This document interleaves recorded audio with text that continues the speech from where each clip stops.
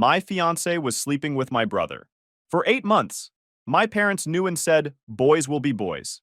So I canceled the wedding I paid $47,000 for and left them with the venue bill. Mom called screaming, how could you embarrass us like this? All right, Reddit, this happened 3 months ago, and I'm finally in a headspace where I can write this all out. Fair warning, this is going to be long, but trust me, it's worth the read. I'm 31, male, work as a senior project manager at a construction firm. Good money, stable career, own my condo outright. My life was pretty much on track until my entire family decided to detonate it from the inside. My younger brother Tyler is 28, always been the family favorite despite being a professional screw-up. Dropped out of college twice, can't hold a job for more than 6 months, still lives with our parents rent-free. But he's charming, you know? The kind of guy who can talk his way out of anything and make people feel like they're the problem for being upset with him. Growing up, I was the responsible one. Scholarships, good grades, worked through college, paid my own way. Tyler partied, failed classes, got bailed out constantly. The dynamic was clear. I was expected to succeed quietly, while Tyler got endless chances to figure his life out. Our parents, particularly my mom Linda, have always enabled him. He's still finding himself, she'd say. He needs support, not judgment. Meanwhile, if I asked to borrow the car in high school, it was a whole interrogation about where I was going and when I'd be back. One example that stuck with me. Senior year of high school, I got accepted to 3 universities with academic scholarships, full rides at 2 of them. My parents' response was basically, that's nice, before immediately pivoting to worry about Tyler's failing grades. They threw him a you'll do better next semester party that same week. No celebration for me, but Tyler got cake and presents for maintaining a 1.8 GPA. I remember standing in the kitchen watching them fuss over him while my acceptance letters sat unopened on the counter. My dad actually said to me, you don't need validation for doing what's expected. Tyler needs encouragement. That moment crystallized everything about our family dynamic. I met my now ex-fiancée Bethany about 3 years ago through mutual friends. She was 29, worked in marketing, had her life together. Or so I thought. Attractive, smart, seemed to have her priorities straight. We clicked immediately, moved in together after a year, got engaged last spring. The engagement itself was something I'd planned for months. Took her to this mountain lodge she'd always talked about wanting to visit.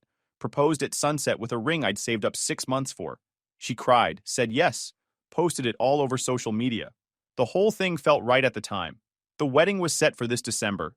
We'd been planning it for 8 months, and because Bethany's parents died in a car accident when she was in college, and because I wanted to do this right, I footed basically the entire bill.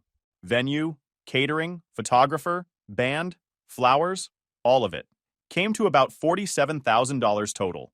Not chump change, but I'd saved up and could afford it. Breaking down the costs, $22,000 for the venue, a renovated barn an hour outside Denver. $12,000 for catering. We were expecting 180 guests. $5,000 for photography and videography. $3,000 for the band. $2,000 for flowers. $1,500 for her dress alterations and my suit. And another $1,500 scattered across invitations, decorations, and other miscellaneous expenses. Bethany had met my family early on. They loved her, especially my mom. Tyler seemed fine around her, friendly but not overly so. I never had any reason to suspect anything. Looking back, there were probably signs I missed, but hindsight's 2020. The problem started subtly about 8 months ago, right around when we booked the venue and started making real wedding plans. Bethany started having more girls' nights that would go late. She'd come home at 2 or 3 a.m. smelling like cigarette smoke, even though she'd quit smoking years ago. When I'd ask about her night, she'd give vague answers. Just hung out, you know how it is. Her phone became off limits. She changed her passcode, which had never been a thing before. We'd always known each other's passwords. When I commented on it, she got defensive. I need some privacy. We don't have to share everything. Then there were the times I'd come home and she'd quickly close her laptop or flip her phone face down. The sudden interest in going to my parents' house for Sunday dinners, which she'd previously found boring. The way she'd volunteer to pick up groceries or run errands that would take hours. She also started picking fights over nothing. I'd suggest we order pizza. She'd get irritated that I never wanted to cook anymore. I'd mention being tired from work. She'd accuse me of not making time for her. Classic deflection, but I didn't see it then. But the real red flag was Tyler suddenly having money. This guy who couldn't afford his own phone bill was showing up to family dinners in new clothes, mentioned getting a new gaming console, talked about going to concerts. When I asked where the money was coming from, he'd say he picked up some freelance work or won at poker. I remember one specific Sunday dinner where Tyler showed up in a new leather jacket that easily cost $400. When I asked about it, he just shrugged and said he'd been saving up. This from a guy who'd borrowed $50 from me the month before for gas money.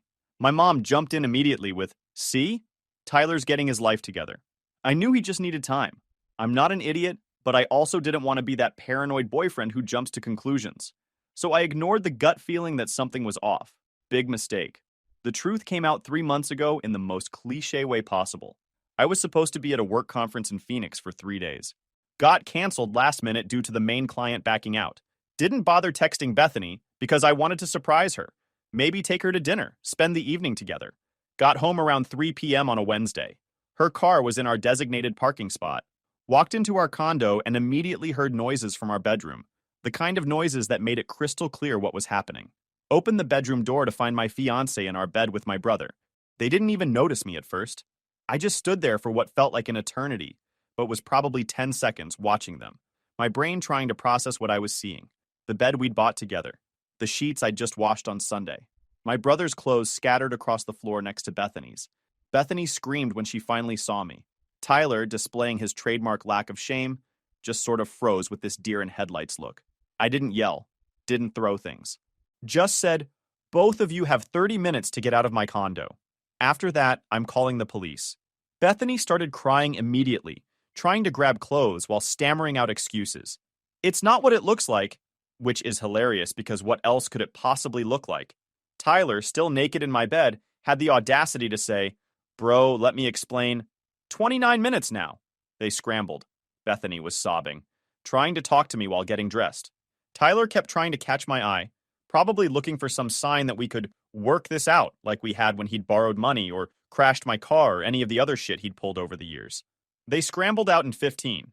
Bethany tried to hug me on her way out, sobbing about how sorry she was.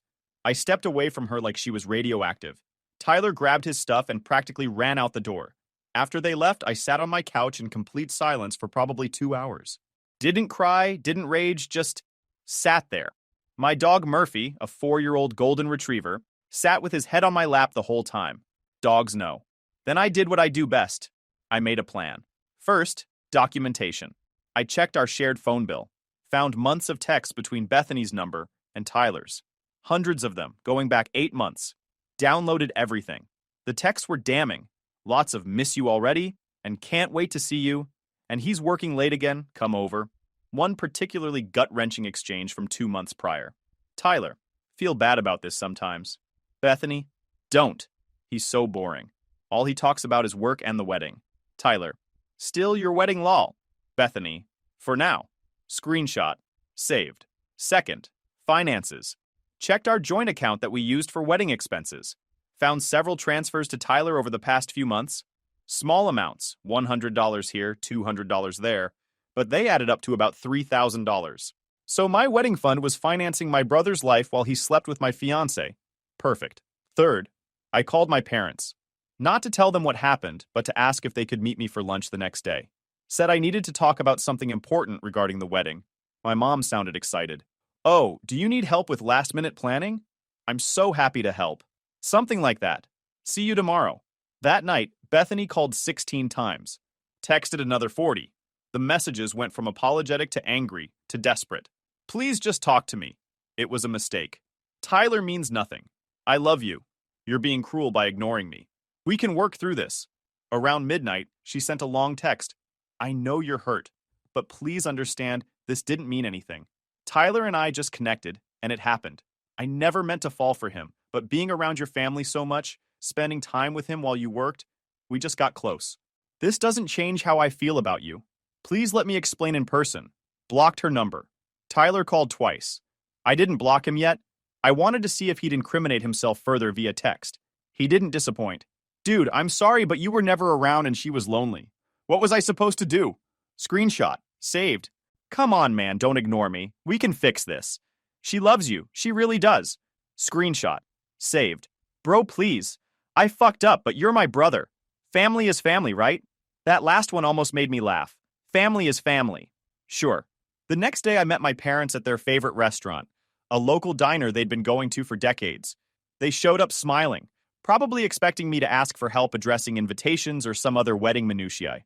My mom was already pulling out her reading glasses, ready to be helpful. My dad, Richard, is 62, retired from a middle management position at an insurance company. My mom, Linda, is 59, worked as a teacher's aide until she retired a few years ago, both living on a fixed income, his pension and Social Security. Comfortable, but not wealthy. Ordered my food, waited for theirs to arrive, then said, "I need to tell you something. The wedding's off. I caught Bethany and Tyler in bed together yesterday." Silence. My dad's fork stopped halfway to his mouth. My mom's face went through several expressions: shock, confusion, then something that looked like anger, but not at who you'd expect. "Oh, honey," my mom said finally. "That must have been so upsetting to see." Upsetting. Yeah, that's one word for it. But you know Tyler, he doesn't always think things through. And you've been so busy with work lately. Bethany probably just needed attention. Are you seriously making excuses right now? My dad finally spoke up. What your mother means is that these things happen. Tyler's young, he made a mistake. But he's family. You can't just throw away your relationship with your brother over this. I actually laughed. Throw away my relationship? He fucked my fiancée. In my bed. For 8 months. Language, my mom snapped. We're in public. The couple at the next table definitely heard that. They both looked over. My mom noticed and lowered her voice, more concerned about appearances than the actual content of the conversation. You know what? Forget it. I didn't come here for your blessing. I came here to tell you the wedding is canceled and that Tyler and Bethany are both cut out of my life permanently. You can't be serious, my mom said. She made a mistake. Tyler made a mistake. But you're going to throw away 3 years over one incident? One incident? Mom, this has been going on for 8 months. 8 months of lying, sneaking around, using my money. Your money, she interrupted. That's what this is really about, isn't it? You've always been so uptight about money, always keeping score. Maybe if you were more generous, more forgiving, Bethany wouldn't have gone looking elsewhere. The victim blaming was unreal. So it's my fault my brother had an affair with my fiancée? Boys will be boys, my dad said. Like that explained anything. Tyler's always been a bit wild. You know that. You can't hold him to the same standards you hold yourself to. That's not fair. My dad continued. Remember when he crashed your car in college? You forgave him then. Remember when he borrowed that money and couldn't pay it back? You let it go. This is the same thing. He made a mistake. He's your brother. You forgive him and move on. Sleeping with my fiancée is not the same as crashing my car. It's all the same principle, my dad insisted. Family forgives. That's what we do. You think your mother and I haven't had our rough patches? You think we haven't made mistakes? That's what marriage is. Forgiveness and moving forward. Boys will be boys, I repeated slowly. That's your response to this? He's your brother, my mom insisted. Family forgives. That's what we do. You need to be the bigger person here. The bigger person. Right. Because I'm apparently responsible for managing everyone else's morals. And what about the wedding expenses? I asked, keeping my voice level. I've paid $47,000 so far. Who's covering that? Well, you can get most of it back, can't you? My mom said. Cancel things. Get refunds. Most of it's non-refundable. Deposits are gone. The venue alone is $22,000, and they keep the entire amount if we cancel within 3 months of the wedding date. My dad shifted uncomfortably. That's unfortunate, but that's part of the risk of planning a wedding. You knew that going in. Unfortunate. That's your take. What do you want us to say? My mom asked, getting irritated now. Yes, it's sad that you lost money, but Tyler is family. Bethany could still be family. You're letting your hurt feelings destroy everything. My hurt feelings. Yes, you're being stubborn and prideful. A real man would forgive and move forward. This kind of behavior is exactly why you've always had trouble maintaining relationships. You're too rigid, too unforgiving. No wonder Bethany looked elsewhere for connection. That's when I made my decision. Okay, you're right. I'll forgive Tyler. My mom's face lit up. Oh, honey, I'm so glad you're being reasonable about this. And I'll make sure he learns from this experience. What does that mean? You'll see. Thanks for lunch. I left cash for my portion and walked out. Got in my truck and sat in the parking lot for 5 minutes, breathing deeply. Murphy was at home, or I would have driven somewhere to clear my head. Instead, I went back to my condo and got to work. First call, my lawyer. I've known Marcus for years. He handled the purchase of my condo and had done some contract work for me before. Explained the situation, asked about the wedding contracts. He confirmed what I suspected. Most of the deposits were non-refundable, but there were some interesting clauses. The venue contract had a clause stating that the responsible party, that's me, could transfer responsibility to another party with written consent. The venue didn't care who paid as long as someone did. Are you thinking what I think you're thinking? Marcus asked. Depends. Is it legal? Technically? Yes. Morally questionable, but legally sound. If you can get signatures on a transfer document, the venue will honor it. That's all I need to know. Second call, the venue explained that due to unforeseen circumstances, I needed to transfer the contract. Asked if they'd accept my parents as the new responsible parties, since they were generously offering to take over the costs. The venue coordinator, a woman named Sarah, who I'd worked with for months on planning, was sympathetic. I'm so sorry to hear about your situation.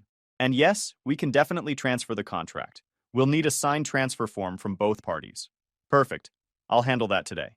Spent the next hour drafting a transfer of responsibility document. Made it look official, letterhead, proper legal language, signatures required. Marcus reviewed it, made a few tweaks, confirmed it would hold up. The document essentially stated that I was transferring all financial responsibility for the wedding venue to Richard and Linda Harrison, my parents, effective immediately. The language was dense enough to look legitimate, but vague enough to be interpreted as a planning transfer rather than a financial one if someone skimmed it, which I was counting on. Then came the fun part. I needed their signatures. Created a group text with my parents and Tyler. Hey everyone, I've been doing some thinking. You're right that I overreacted. Family is important. I'd like to talk through this properly. Can we meet at your house tonight? My mom responded within minutes. Of course, I'm so proud of you for being mature about this. Come for dinner. 6 p.m.? I'll be there. Showed up at 5:45 with the paperwork in a folder, along with some other wedding documents to make it look like I was just organizing my files. Brought my laptop too. Told them I wanted to show them something about the wedding plans. My parents live in a modest 3-bedroom ranch in a suburb outside Denver, the house I grew up in. Tyler still occupies his childhood bedroom, which he's barely upgraded since high school. Same posters, same unmade bed, same general disaster area it's always been. Dinner was awkward as hell. Tyler wouldn't make eye contact. Bethany wasn't there, thankfully. My parents kept steering the conversation toward healing and moving forward as a family. My mom had made pot roast, my childhood favorite. Probably thought it would soften me up. I ate mechanically, letting them talk. We're just so glad you're willing to work through this, my mom said. That's the sign of real maturity. Tyler's very sorry, aren't you, Tyler? Tyler mumbled something that might have been an apology. And Bethany called me, my mom continued. She's devastated. She really does love you. She made a mistake, but she's willing to do whatever it takes to make this right. That's nice, I said neutrally. After dinner, I pulled out my laptop. So, I've been looking at the wedding contracts. There's a lot of money tied up, and I wanted your opinion on how to handle it. My mom leaned in, eager to help. Of course. What are you thinking? Well, most of the deposits are gone regardless. But the venue is the big one, $22,000. I was thinking, since you both want Tyler and me to reconcile, maybe there's a way to make this a family healing moment. What do you mean? My dad asked. What if we kept the venue date and had a family celebration instead? Not a wedding, obviously, but maybe a big anniversary party for you two? Your 35th is coming up. My mom's eyes actually welled up. Oh, honey, that's so thoughtful. But that's your money? I know, but family is more important than money, right? That's what you've been telling me. They exchanged a look. That's very generous, my dad said carefully. But that's a lot of money. I've already paid it. The venue is booked. It would just be sitting there empty otherwise. Why not use it? Invite the whole family. Have a real celebration. Make something positive out of this situation. That's actually a lovely idea, my mom said, warming to it. We could invite the whole family, make it a real celebration. Maybe do a vow renewal? We've always talked about that. Exactly. I just need you both to sign this transfer form, so the venue knows you're taking over the planning from here. I pulled out the document, positioned it casually on the table with a pen. It's just a formality. Basically says you're the primary contacts going forward for planning purposes. My dad picked it up, squinting at it. He's needed reading glasses for years, but refuses to wear them in front of people. Transfer of financial responsibility? Yeah, for the planning. You know, so they don't keep calling me about cake flavors and flower arrangements. This way they'll contact you directly for all the party planning stuff. Makes it easier for everyone. It was a gamble. But I knew my parents' weaknesses. They loved being seen as generous. They loved looking good to the family. And they were so eager for me to move past Tyler's betrayal that they weren't thinking clearly. My mom signed first, barely glancing at it. This is such a lovely gesture, honey. Thank you for being so mature about all this. My dad hesitated a second longer, actually reading more of it. This says we're taking over the contract. The planning contract, yeah. It's standard venue stuff. They need someone to be the point of contact. Since it's your party now, it should be you guys. But it says financial responsibility for the planning going forward, I said smoothly. Like if you want to add decorations or upgrade the catering or whatever, the initial deposits are already paid. This just makes you the contacts for any additional expenses or changes. My mom nudged him. Oh, honey, just sign it. It's a nice gesture that he's willing to let us use the venue. Stop overthinking everything. He signed. Great, I said, sliding the papers back into my folder. I'll drop this off at the venue tomorrow. They'll reach out to you about party planning. You've got about 2 months to organize everything. Left that night with signed paperwork transferring $22,000 worth of venue costs to them. Drove home feeling lighter than I had in weeks. Dropped the paperwork off at the venue's office the next morning. Sarah, the coordinator, looked it over, confirmed everything was in order, and updated the contract. Just so you're aware, she said, this means Richard and Linda Harrison are now financially responsible for the balance. If they want to cancel, they'll be subject to the same cancellation policy you were. I understand. They're aware. That was a lie, but she didn't need to know that. 3 days later, I sent a group email to everyone who'd been invited to the wedding. Kept it simple. Due to unforeseen circumstances, my wedding to Bethany has been canceled. I apologize for any inconvenience this may cause. Please do not send gifts or cards. If you've already sent a gift, I'll be arranging returns. Thank you for your understanding. Then I called the other vendors. Canceled what I could, ate the costs I had to. The photographer was cool about it. Kept my $2,000 deposit but waived the remaining $3,000 balance. Said he'd been cheated on once and understood. The caterer kept $5,000 but gave me a future credit. The florist kept $1,500. Band kept $3,000. All told, lost about $18,000 in various deposits and cancellation fees, not counting the venue. Changed the locks on my condo. Bethany had gotten most of her stuff out already, but I boxed up what remained and left it outside my door with a note. Take it or it goes to Goodwill in 24 hours. She took it. Also left a note. I'm so sorry. Please give me a chance to explain. What Tyler and I had was real, but what we have is real too. I made a mistake. I love you. Please. Threw it away. Blocked her on everything, phone, social media, email. Set up filters so her attempts to reach me went straight to a folder I never checked. Tyler tried calling a few more times. Left voicemails ranging from apologetic to defensive. Look, man, I know you're pissed, but it's not like you were treating her right anyway. She was lonely. Maybe if you'd been around more, this wouldn't have happened. When I didn't answer, he showed up at my building. The doorman called up to ask if I wanted him sent up. No. Tell him I'll call the police if he comes back. Never heard from him again after that. About a week after the dinner where my parents signed the paperwork, I got a call from my mom. Hi, honey.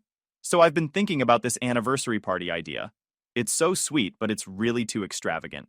I was thinking we should just cancel the venue and you could get your money back. Can't do that, Mom. It's in your name now. You'd have to cancel it. What? No, it's still in your name. We just signed that planning form. Transfer of financial responsibility. You both signed a contract making you responsible for the venue costs. If you cancel, you forfeit the money. Silence. Then, what did you say? The venue contract is in your name now. Dad's too. You're both financially responsible for the $22,000 balance. You tricked us. No. I gave you the opportunity to take over a venue booking for an event you thought was worthwhile.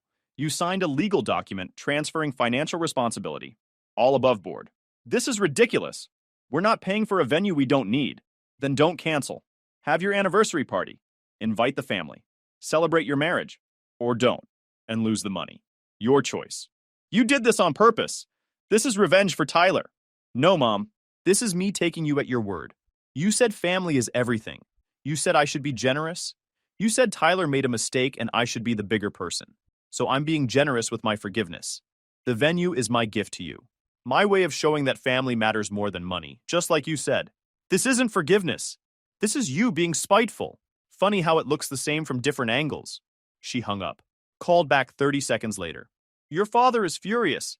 We can't afford $22,000 for a party. Probably should have read the contract before signing it. We're going to sue you. For what? You signed a legal document. There was no coercion, no misrepresentation. You read it, or should have, before signing. That's on you. I'm happy to show any lawyer the paperwork. It's all legitimate. She started crying. How could you do this to your own parents? After everything we've done for you? Everything you've done for me. Like covering for Tyler while he slept with my fiancée? Like telling me it was my fault for working too much? Like suggesting I should just forgive and forget because boys will be boys? He's your brother. And Bethany was supposed to be my wife. Guess neither of those relationships meant much to anyone but me. You're going to regret this. Family is all you have in this world. When you're old and alone, don't come crying to us. Don't worry. I won't. I hung up. She called back 6 more times. Didn't answer. Eventually blocked her number too. My dad texted later that night, "This is low even for you. Don't bother coming around anymore. You're not welcome in this family." Sent back, "Sounds good." Blocked him too. Over the next few weeks, I heard through mutual friends what was happening. My parents tried to get out of the venue contract. The venue refused. They'd been understanding with me about the situation, but my parents had no grounds for cancellation. They'd signed a valid contract knowing it involved financial responsibility. My parents tried to lawyer up. Got told the same thing. They signed. They're responsible. The document was legally binding. One lawyer apparently told them they could try to sue me for fraudulent misrepresentation, but it would cost more in legal fees than the venue, and they'd probably lose since the document clearly stated financial responsibility. They even tried claiming I'd forged their signatures. The venue had a copy of their driver's licenses from when they'd initially signed, standard procedure, and confirmed the signatures matched. Dead end. Finally, they just stopped paying. Went into default on the contract. The venue sent it to collections. Their credit got dinged. They eventually had to pay the $22,000 plus late fees and collection costs. Ended up being close to $26,000 total. I heard they had to take out a loan to cover it. My dad's retired and they live mostly on his pension and Social Security. That kind of unexpected expense hit them hard. They had to dip into retirement savings, defer some planned home repairs, and generally tighten their belts significantly. Good. Tyler lost his free ride around the same time. My parents couldn't afford to support him anymore with their finances stretched. He had to get a real job. Last I heard, he's working retail at a Best Buy and living in a shitty apartment with 2 roommates. No more gaming consoles and concert tickets. Bethany tried reaching out a few times through friends. Sent messages asking to talk, saying she made a huge mistake, wanted to explain. I never responded. Eventually, she moved out of state. Heard she's dating someone new. Don't care. As for me, I'm doing fine. Got a promotion at work 2 months ago. More money, better projects, corner office. Bought Murphy a fancy new dog bed because he deserves it for being the only loyal soul in my life. Started dating someone new about 6 weeks ago, taking it slow.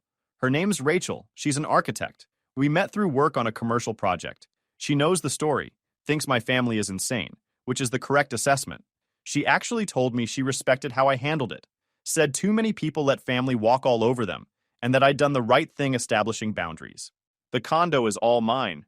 Decorated it the way I actually wanted without compromising. Got a home gym set up. Replaced the couch where Bethany used to guilt me about working too much. Repainted the bedroom. Fresh start. Life is good. My extended family tried to get involved at various points. Uncles and aunts calling to tell me I'd gone too far, that I was tearing the family apart, that I should apologize and make amends. My response was consistent. If you want to subsidize Tyler's lifestyle and my parents' enabling, go for it. But I'm done. A few cousins sided with me, actually. Said it was about time someone held Tyler accountable. One cousin, Jake, told me he'd tried to warn me about Tyler hanging around Bethany too much at family gatherings, but figured I already knew. Should have listened to him. We've stayed in touch. Everyone else can kick rocks. The best part?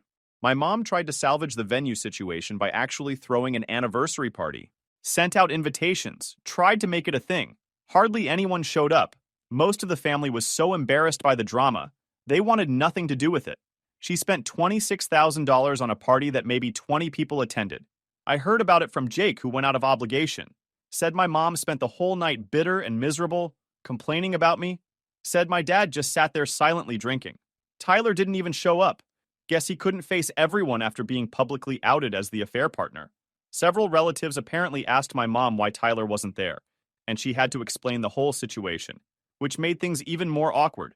The venue coordinator, Sarah, actually reached out to me afterwards. Said it was the most uncomfortable event she'd ever worked, and she felt bad for how everything turned out. thanked me for being professional through the whole process, and said if I ever needed venue services in the future, she'd give me a discount. Small victories. YouTube just dropped this new hype feature. If you're hooked on this story, smash that hype button. It tells YouTube this video deserves to blow up, and it keeps even crazier stories coming your way.